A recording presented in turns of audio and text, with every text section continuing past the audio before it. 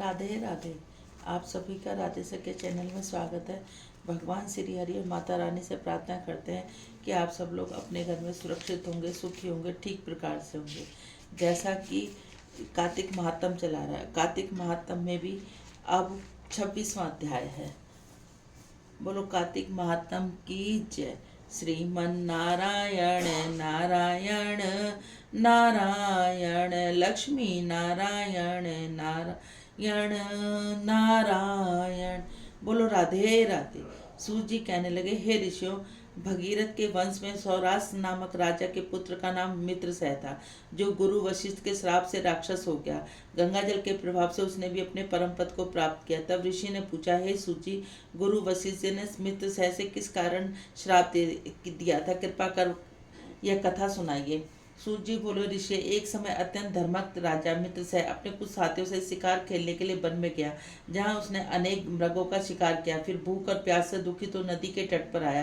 राजा रात्रि भर वहां रहा। प्रातःकाल होते शिकार की खोज में पुनः चल पड़ा।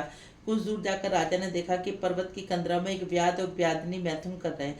राजा ने धनुष का बाण चढ़ाकर उस पर छोड़ दिया। व्याग्नि बाण लगते ही तत्काल वहीं गिर पड़ी और थोड़ी देर में उसके प्राण त्याग दिए। तब व्याघ्र राक्षस रूप धारण करके अत्यंत क्रोधपूर्वक बोला, हे राजन, तुमने मेरे साथ घोर अन्याय किया, मैं इसका बदला अवश्य लूंगा। इतना कहकर वह राजा दुखी होता हुआ वहां से चला गया।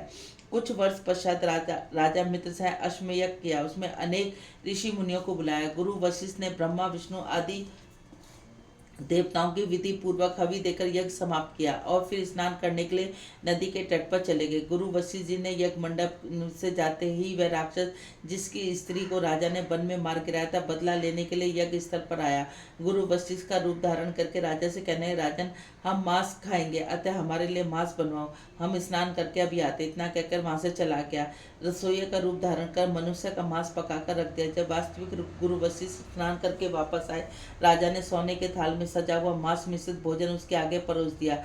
गुरुजी ने ज्ञान दृष्टि से ज्ञान जान लिया कि भोजन मनुष्य के मांस से बना है। वशिष्ठ जी ने क्रोधित होकर राजा को श्राप दिया कि राजन, तुमने हमको मांस मिश्रित राक्षसों को खाने योग्य भोजन दिया, इसलिए तुम राक्षस हो जा। वशिष्ठ जी का श्राप सुनकर राजा ने विनय पूर्वक कहा, गुरुदेव, आपकी आज्ञा से ही ऐसा भोजन बनवाया।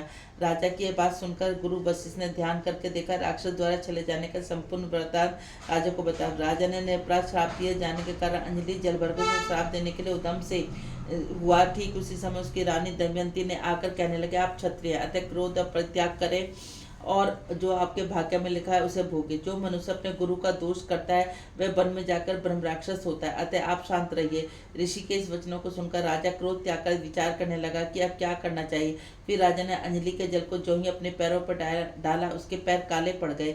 इसी कारण राजा राक्षस रूप में कल्पपात के नाम से विख्यात हुआ। निरपराध राजा गुरु वशिष्ठ के चरणों में गिरकर बारंबार क्षमा मांगने लगा, अपनी मुक्ति का उपाय पूछने लगा। तब वशिष्ठ ने कहा, क्योंकि यह पाप अनजाने में हुआ है, इस कारण मेरे शाप का प्रभाव 12 वर्ष तक रहेगा। इसके पश्चात तुम अपने वास्तविक रूप में आ जाओगे। अनेक वर्षों तक राज्य का भोग करते हुए गंगाजल के प्रभाव से मुक्ति प्राप्त करोगे।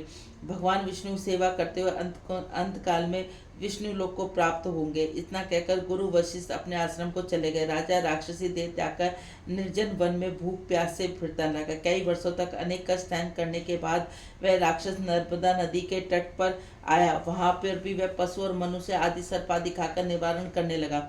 वहां घूमते उसने एक दिन नर्मदा नदी के तट पर एक मुनि को अपनी स्त्री के साथ रमण करते हुए देखा। भूख से पीड़ित होने पर उसने व्याघ्र मृग को पकड़ लिया। उसी प्रकार उसने मुनि को भी पकड़ लिया। मुनि की स्त्री ने जब अपने पति को राक्षस के हाथों में देखा तो राक्षस रूपी राजा से विनय पूर्वक कहने लगी, आप वास्तव में राक्षस नहीं बल्कि सूर्य कुल के उत्पात मित्रसेन नामक राजा है। मेरा पुत्र अभी छोटा है, तब बिना पति के इस वन में मैं कैसे निर्वाह करूंगी, इसलिए आप मेरे पति को प्राणदान दें। प्राणदान से बढ़कर अन्य कोई दान नहीं। उसी स्त्री की इस प्रार्थना से राक्षस पर कोई प्रभाव नहीं पड़ा। जैसे ही कोई व्याघ्र मृग को बच्चे को पकड़कर खा जाता है, वैसे ही राक्षस उस मुनि को खा गया। तब मुनि की स्त्री ने उसे श्राप देते कहा, तूने मैथुन करते हुए मेरे पति को मारा, इस कारण जब भी तुम मैथुन करोगे मृत्यु को प्राप्त होकर पुनः राक्षस योनि को प्राप्त होगी। यह दो श्राप एक साथ सुनकर राक्षस देहधारी राजा को क्रोधित होकर, दुष्ट, एक अपराध के बदले तुमने 2 अपराध दिए, इसलिए तुम पिशाचनी बन जाओ। इसके पश्चात स्त्री पिशाचनी हो गई। भूख प्यास से व्याकुल होकर उसी वन में इधर उधर फिरने लगी। बोलो कार्तिक महात्म की जय। श्रीमन नारायण नारायण नारायण लक्ष्मी नारायण नारायण नारायण तुलसी नारायण नारायण नारायण श्रीमन नारायण नारायण नारायण। हे नाथ नारायण वासुदेवा, हे नाथ नारायण वासुदेवा। राधे राधे। यदि आप सब लोगों को चैनल अच्छा लगता है तो इसको ज़्यादा से ज़्यादा लाइक करें, ज़्यादा से ज़्यादा शेयर करें, नए हैं तो सब्सक्राइब करें, बेल आइकन को जरूर दबाएं।